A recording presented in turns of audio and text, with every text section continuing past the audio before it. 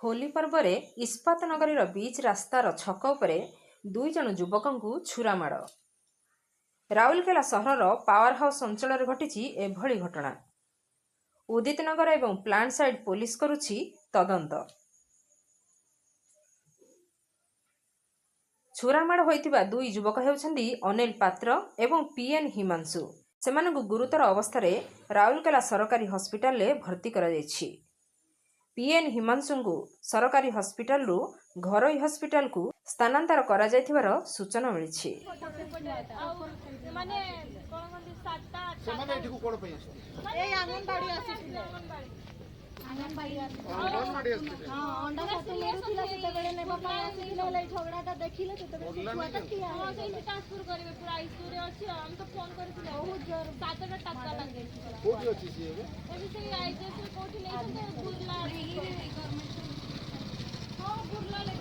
तो ये सब हुआ क्यों?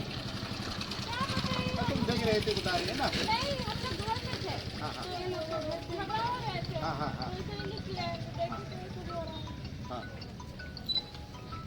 हाँ भाई। राउरकेला लवकिशोर नायक रिपोर्ट, नागराज न्यूज।